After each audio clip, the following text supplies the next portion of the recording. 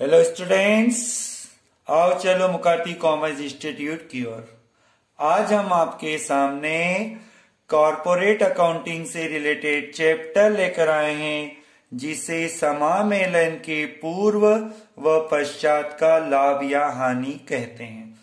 Profit और loss prior to incorporation and post to incorporation. समामेलन के पूर्व का लाभ।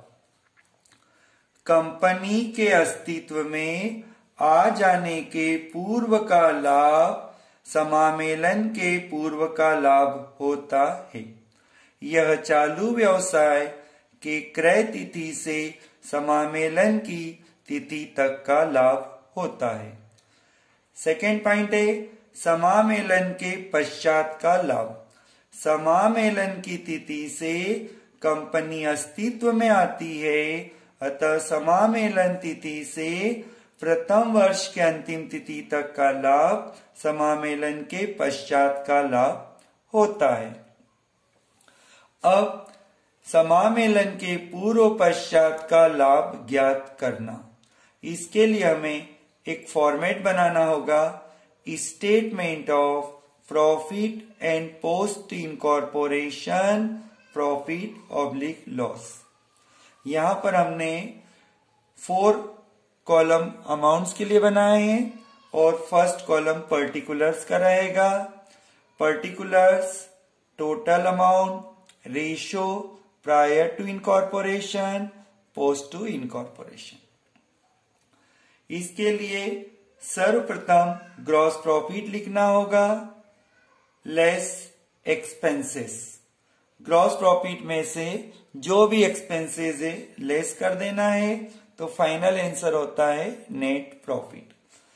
अब आप देख रहे हैं प्रॉफिट एंड लॉस को 2 भागों में बनाया जाता है, प्रायर एंड पोस्ट। तो सारे एक्सपेंसेस यहां पर 2 पार्ट में डिवाइड करना होता है, इसलिए हमें एलोकेशन ऑफ एक्सपेंसेस का चार्ट देखना होगा। एलोकेशन ऑफ एक्सपेंसेस, जिसे व्ययों का विभाजन कहा जाता है।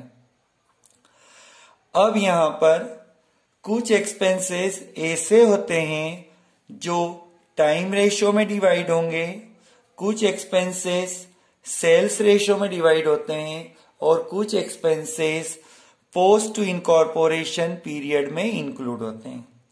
इसके लिए हमने एक लिस्ट बनाई है। तो सबसे पहले हम देखते हैं टाइम रेशो। जो एक्सपेंसेस समय से संबंधित होते हैं, जिनका सेल से कोई रिलेशन नहीं होता है, उन्हें टाइम रेशो में डिवाइड करना है। For example rent and tax, salary, insurance, postage, general expenses, office expenses, stationery, depreciation, sundry expenses, establishment expenses.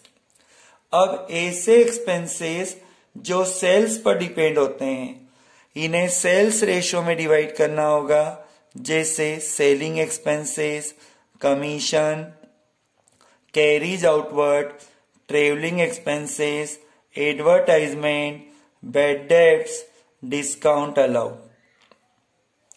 अब कुछ एक्सपेंसेस ऐसे भी होते हैं जो इनकॉर्पोरेशन समामेलन के बाद से रिलेटेड होते हैं, तो उन्हें पोस्ट टू इनकॉर्पोरेशन पीरियड में लिखना होता है, जैसे audit fee, donation to political party, director fees, preliminary expenses, subscription to political party, expenses on issue of share debenture etcetera.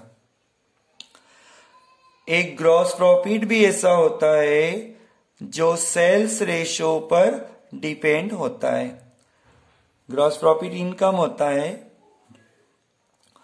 तो prior to post incorporation profit loss find करने के लिए statement याद रखें, देन एलोकेशन ऑफ एक्सपेंसेस। अब हमें कुछ working note भी बनाने होंगे।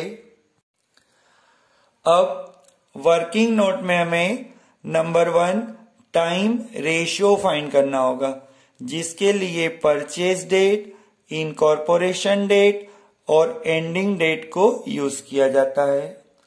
टाइम रेशो के बाद हमें सेल्स रेशो फाइंड करना होता है। इसके लिए टोटल सेल्स में से प्रायर सेल्स को माइनस करना है तो पोस्ट सेल्स आएगा। अब हमें सेल्स रेशो प्रायर और पोस्ट पीरियड का पता चल सकता है। कभी कभी क्वेश्चन में ग्रॉस प्रॉफिट नहीं दिया होता है तो उसके लिए sales minus cost formula use किया जाएगा। क्लियर?